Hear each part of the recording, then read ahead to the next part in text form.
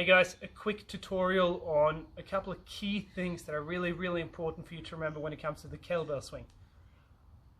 Watching this video, I assume that you have either tried doing a kettlebell swing or at least you're very interested in doing it and you have a level of experience when it comes to, deadlifting and squatting.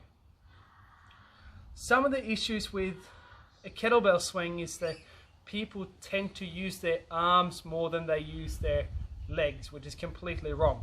The kettlebell swing is designed to develop hip power and strength, and that's it. Other side benefits, I suppose, are improved cardio, improved strength in your pull-ups and other lifts as well. Two crucial things. First, you can't be too light. Ladies, stop using your fucking 8 and 12 kilo kettlebell. Get up there, a 16 at least. The reason for that is that if it's an 8 or a 12, you can probably just lift that with two arms. Pardon me. Men, same thing. Don't use anything less than a 16 or a 20, at least. If you go too heavy, it's going to be too hard. But what you'll find with the kettlebell swing is that if it's too light, there is no fucking way you can do it correctly anyway.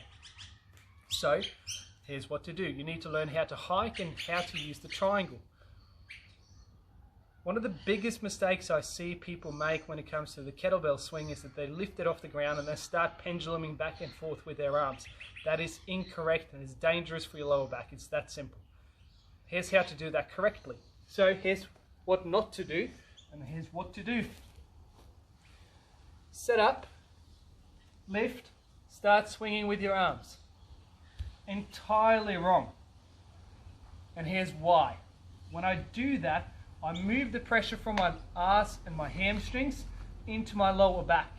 My lower back is very weak compared to my hamstrings and my glutes, and it's designed to transfer the forces from my hips to my upper body and vice versa. My glutes, on the other hand, are designed to forcefully drive forward. So I need to keep that in mind. Here's how to do the hike. So instead of doing the stuff we just saw, you set up here in front of you, hips lower than shoulders. From here, I'm going to use the muscles here to drive the bell back here where you can see my hand. It's going to touch my bum, pop, pop. That's a hike. That's the very first movement of any kettlebell swing. I'm hiking that kettlebell into concept number 2 that I need you to understand, which is a triangle. So when I'm here, I'm in my kettlebell swing stance. In between my knees and my groin, there is always a triangle. That is where you want the bell to come down and also go out of as you're coming back up. So what would that look like? If I was here in the top, I would throw the bell into this triangle, not below it, just into the triangle, and then I would quickly snap my hips and the bell would come back out of that triangle.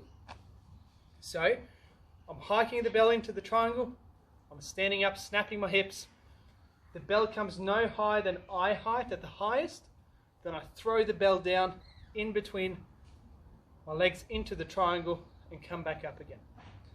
It's a very important concept to understand, because when you understand this, you understand that the swing is really the basis for everything dynamic that you will ever do with a kettlebell. If I do a snatch, I'll show you soon, you'll see that it's a swing that ends up above my head.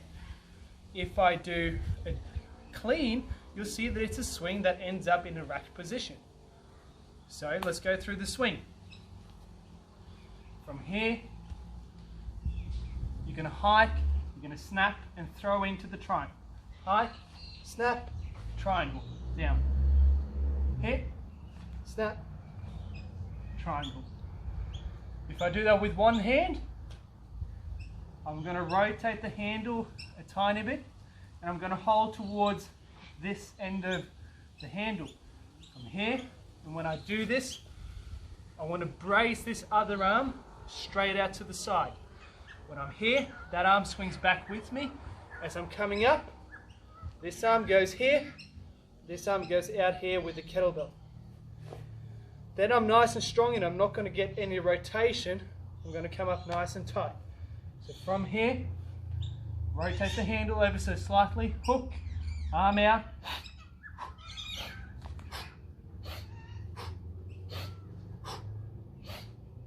and down.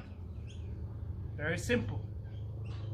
If I'm going to do a snatch, you're going to see that it's a one arm swing that ends up over my head. Still the same movement, just a bit more difficult. So, what we would do, we'd start here, get some momentum, and up here, you'll see it's a swing, but it ends up here. Here, hit, down, and up. No difference. If I'm going to do a clean, it's a swing that ends up here. No difference. Here, hop, hop, hit. It's the exact same movement. So, there you go. That debunks all the myths about a kettlebell swing. Please, for the love of everything kettlebells, do not use a pendulum setting up for a swing. Not only do you run the risk of increased likelihood of injury, you also are going to mess up everything else that you can do with the kettlebell if you don't get the foundations correctly. You're not going to be able to do clean, you're not going to be able to do clean and jerk, you're not going to be able to do snatches or lots of swings and have fun with it. So that's it. Drop your comments below. Any questions, drop them below as well, and we will help you out with your swing.